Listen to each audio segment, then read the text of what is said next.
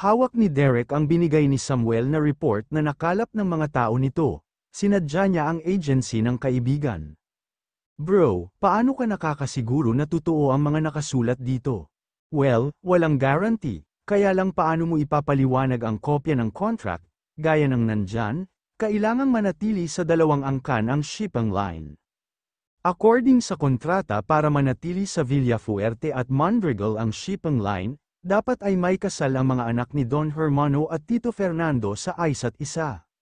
This is insane. Well, you and Mobita are already married so it will not affect anything, you can contest it anytime dahil si Mobita pa din ang involved. The question is, ano ang gagawin mo ngayon? Your wife is a heiress bro and she doesn't know about it.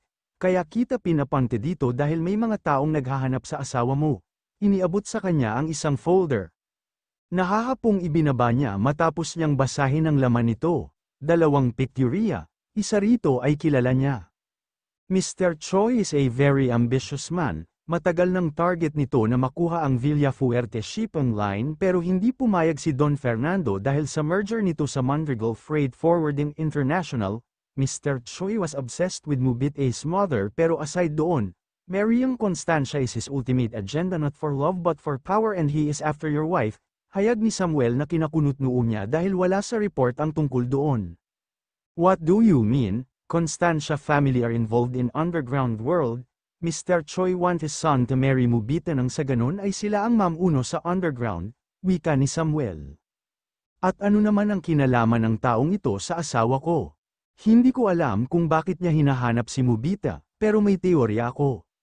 Come on bro, sabihin mo na bago mo pa ako mainis. Okay, I think he is Maynard Villafuerte. Paanong mangyayari yun? As far as I remember that's not his name. Kung siya ang kapatid ng asawa ko, imposibleng di niya alam na asawa ko si Mobita. Brad, your wife was hidden to anyone from her past. Alam mo bang kung hindi ko alam na asawa mo si Mobita kahit ako magdududa kung totoong nag-exist siya. Lahat ng pwedeng mapagkikilanlan sa asawa mo ay burado, as if someone intentionally hiding her. Every piece of information about your wife being a Villafuerte is gone. Kung sino man ang gumawa ng paraan para itago ang asawa mo. They went to extreme length to hide her. I think for you to find the truth you need to start with your father. Anong kinalaman ng papa? Tito Fernando paid off my brother's firm to make sure whoever are looking for your wife will bleed to death before they find her. Ang tanging rason kung bakit alam ko ang mga inihayag ko sa iyo ay kita takot-takot na pang-blackmail ang ginawa ko sa kapatid ko. Salamat bro, wala nang ibang copy ng mga ito, tukoy niya sa report na binigay nito sa kanya. Yes bro, I already cleared it out, sagot sa kanya ni Samuel. Kinamayan niya ang kaibigan, I have to go, pupuntahan ko ang papa, thank you bro. No problem bro, just let me know if you need my help, I'm always here. Tumuloy siya sa hasyenda matapos ang pag-uusap nila ni Samuel, nadatnan niya ang mga kapatid. Kuya, bakit ang tagal mo, kanina ka pa namin hinihintay, nakangiting bati ni Vincent sa kanya. Hi kuya, kanina pa kayo? Oo kuya, nagdala ako ng new collection of wines from. Wow that's good, and you young man, halos kara rating ko lang din kuya, si Ramil ang nauna sa amin. Pagkarinig ng pangalan ni Ramil ay hinanap niya ng tingin ang kapatid, itatanong niya sana kung nasaan ito, nang tumili si Cassie. Tito Derek, patakbong salubong sa kanya ni Cassie. Hello princess, I'm good tito, mommy's tummy is getting big, the baby kicked Carl this morning. Really, hinahanap ng mata niya ang asawa. Hello beautiful ladies, bati niya sa mama at abuela niya, ibinaba niya si Cassie. Hello iho, what took you so long, kanina ka pa namin hinihintay. May inayos lang po ako, magiging busy na po pagpasok ko sa munisipyo. Nasaan ang asawa ko, mama? She is with Carl, baking. Sige mama, grandma, puntahan ko muna ang asawa ko. Tinungo niya ang kitchen, dinig niya ang tawa ni Carl at ang masayang tawa ng asawa, napangiti siya. Napatigil siya sa akmang pagpasok nang marinig na magsalita ang kapatid niya. That's enough, Carl, ginawa mo kaming espasol, what's happening here? Tito, Derek, hi, pasensya na puro harina ako, Si Carl kasi pinagtripan tayo ni Ramil. I need to clean up, labas na ako kuya, let's go Carl. Bye Tito Derek, bye my queen, tumatawang paalam nito sa kanilang mag-asawa. Bye Carl, see you later. Nang makalabas ang mga ito ay kinabig niya ang asawa ng mahigpit. He misses her, parang ang tagal nilang di nagkita. Derek, bakit? Hinawakan niya ang kamay nitong nasa pisngi niya at dinala sa kanyang mga lobby. Nothing my wife, I just missed you so much, don't leave me, my wife. Hindi ako mawawala, Derek, he is always in control and he knew that as of that moment, his wife can break him into pieces. Patunay ang panibugong nararamdaman niya kay Ramil. Mubite is holding his heart, he will not let anyone hurt her or take her away from him. Mubite is only his. Matapos ang mainit na sandali na pinagsaluhan nilang mag-asawa ay mahigpit niyang niyakap si Mubita. Nakatulog na ito sa pagod pero siya ay di dalawin ng antok. Naalala niya ang naging pag-uusap sa pagitan ng mga magulang kasama ang lolo at lola niya. Papa, kilala na ba ninyo ang asawa ko bago ko pa man siya ipakilala sa inyo? Tanong ni Derek sa ama pagkapasok niya sa library na kinagulat nito. Fernando, kailangang malaman ng anak mo. Anong kailangan kong malaman, Mama, Papa? Seryosong tanong niya rito. Palaipat-lipat ang kanyang tingin sa mga magulang. Maupo ka iho, Fernando, ako ang magpapaliwanag sa anak mo. Wika ng kanyang abuelo na kakapasok lang ng library. Kasama nito ang kanyang lola Macaria. Matapos itong maupo katabi ang kanyang abuela ay tumingin muna ito sa kanyang ama bago magsalita. Itinawag sa papa mo ang pagsali mo sa bidding. Nagtangis ang bagang niya. Papa ng kaibigang si Maki ang tinutukoy ng kanyang lolo. When we found out that you bid for Mubita, I asked your father to find out more about her. You are destroying yourself before that bidding and all of a sudden you join an illegal auction. We found out that she is Hermano's youngest child. It's no secret kung anong klaseng buhay ang naghihintay sa kay Mubita. Na parang ang kapatid niya ang nakatakdang mamuno sa underground organization ng Constancia Clan, noong ipinanganak si Mubita, ipinakasal siya ng lolo niya sa isa sa miyembro ng pamilya ng organisasyon nito, pero tutol si Hermano kaya nakipagdeal siya sa tatay mo. Bago isilang si Mobita ay nagkasundo na kami ni Hermano dahil alam niya ang balak ng biyenan niya, matalik kong kaibigan si Hermano at isa pa malaki ang utang na loob ko sa kanya. Wala kayong balak sabihin sa akin ang tungkol rito at ano-ano pa ang kailangan kong malaman. Mubita and Maynard witnessed their parents' death. What, son, your wife have been through a lot, we found out that she is living a lie. Hindi alam ng asawa mo na ang kinikilala niyang tiyuhin ay dating driver ni Hermano. My God, Mubita was sold to Gorge Choi by Kadia's wife, you see iho, nasa panganib ang asawa mo. Sonny, make sure na ikaw ang mananalo sa bidding, hinu na may tinatakasan ng asawa mo and you are the safest choice according to him. Don't hate him, I am the one who told him not to disclose anything. Umaasa kami ng ama mo na kapag nalaman mo na ang totoo ay naghilom ka na sa mga nangyari sa iyo dahil kay Melinda. Sa tingin niyo ba, ano ang nararamdaman ko? Pakiramdam ko pinaglaruan ninyo ako o baka alam na ninyo ang tungkol sa asawa ko bago pa ang bidding? Hinawakan ng kanyang ina ang kanyang mga kamay. Alam ninyo ang kasunduan namin ng asawa ko. Oo, kasama ang kontrata ninyo sa pinabura namin. Derek, ang tanong ko sa iyo, mababago ba ng mga nalaman mo ang katotohanang asawa mo si Mubita? Natahimik siya, asawa niya si Mubita at iyon ang mahalaga sa ngayon. Hindi importante kung sino sa inyong magkakapatid ang pakasalan ni Mubita o kahit hindi, sino man sa inyo basta matino. Ang mahalaga ay ang kaligtasan niya. Ang pangako ko kay Hermano na hindi mabubuhay ang mga anak niya sa mundo ng karahasan. Alam ninyong hindi ako papayag na mawala ang asawa ko. Kung ano man ang ramdaman ko para sa kanya ay di ko pa alam, pero gagawin ko ang lahat para maprotektahan siya.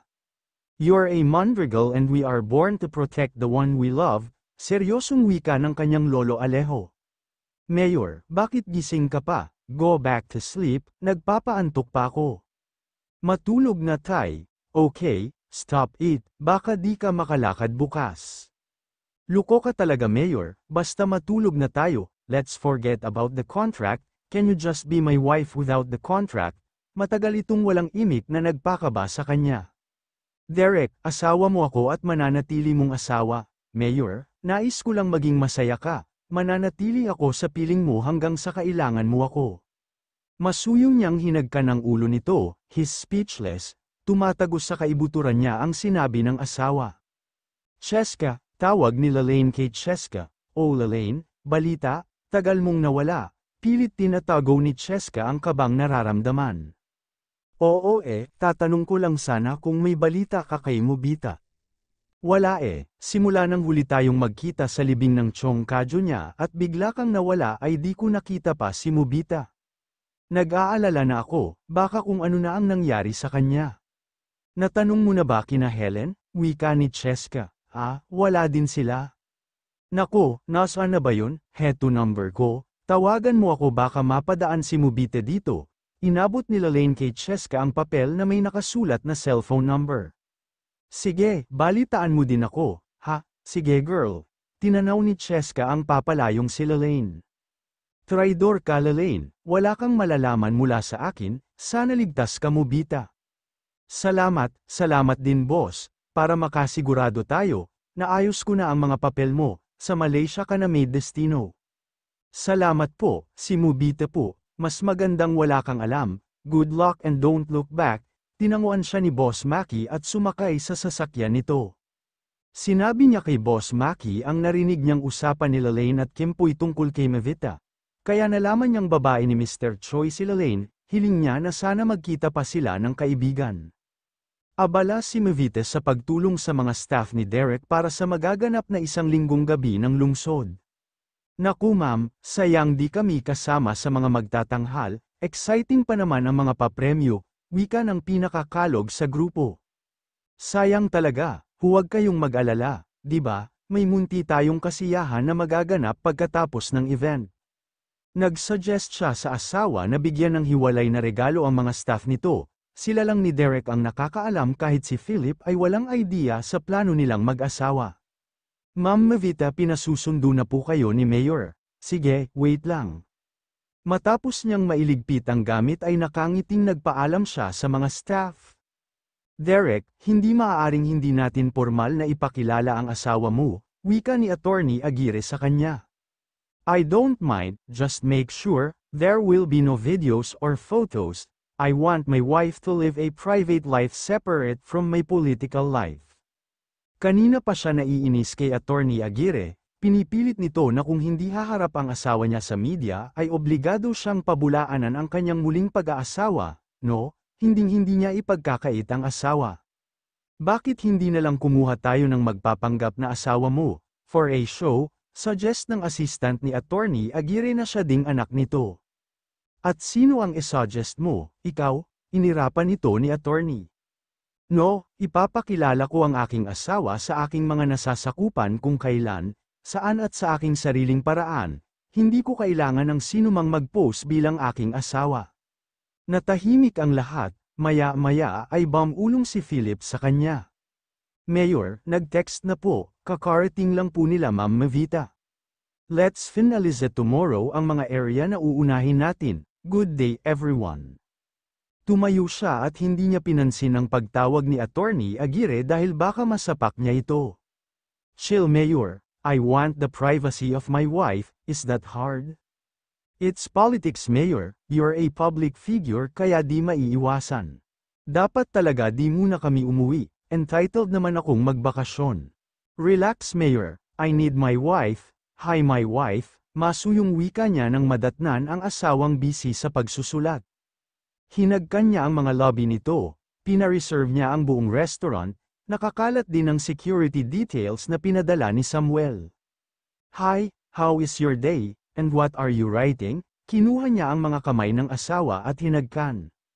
Nag-enjoy ako, masayang kakwentuhan ang mga staff mo. Ni-request ko ito kanina kay Philip, pangalan at hobbies ng mga staff mo pati ng campaign team mo para naman makabili tayo ng Christmas gift. Basta huwag kang masyadong magpagod, okay? Kaya ko po Mayor, huwag kang mag-alala. Bakas sa mukha ng asawa ang saya, she is beaming. Derek, nagtataka lang ako, bakit kailangang hindi na ako pumasok next month? It's for your safety, alam mo naman na election season. Hindi na niya pinatuloy ang pagpasok ng asawa sa university, magkakaroon ito ng private instructors para sa art lessons nito.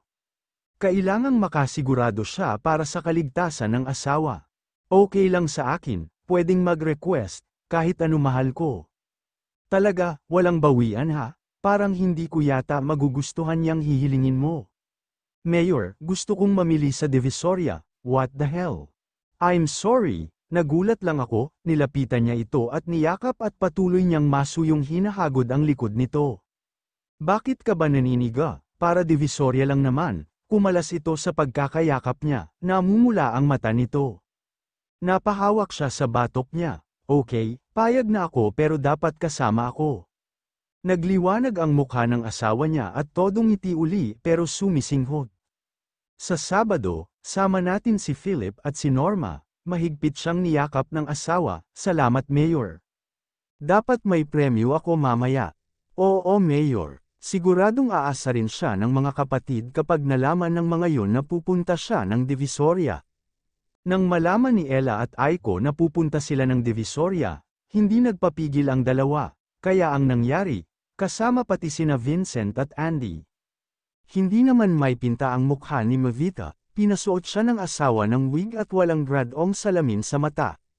Naka-jeans at long-sleeve shirt siya at pinasuot din siya ng bull cap. You look so beautiful. Ako ba binobola mo Mayor? Mukha akong ewan, makati itong wig ang init sa ulo. Mamili ka, Divisoria o iutos ko na lang ang pamimili. Oo na, isusuot ko na. Good girl. Kuya, where's Mavita? Tanong ni Ella kay Derek nang makalabas sila ng room nila. Sinama niya ng tingin ang asawa, sinasabi na nga ba't para siyang ewan. I'm here. Oh my, this so good, di kita nakilala. Lance, kuha mo din ako ng wig, gusto ko maiksi. Naging masaya ang pamimili nila. Tuwang-tuwa ang tatlong babae. Dinala niya ang mga ito sa mga pwesto na alam niyang magaganda at mura. Asar na asar naman ang mga kasama nila dahil nagmukhang kargador, kahit na simple lang ang suot ng mga ito ay di naman mahiwalayan ng tingin ang mga kababaihan. Niyaya niya ang mga kasama na pumunta sa bilihan ng mga towels nang matigilan siya. Derek, balik na tayo, please. Pakiusap niya sa asawa. Tumanggo ito at sumenya sa mga kasama nila. Walang kibuan na mabilis nilang nilisan ang lugar. Nanginginig siya sa takot, nakita niya si Kimpoy at ang mas ikinagimbal niya ay kasama nito sila Lane.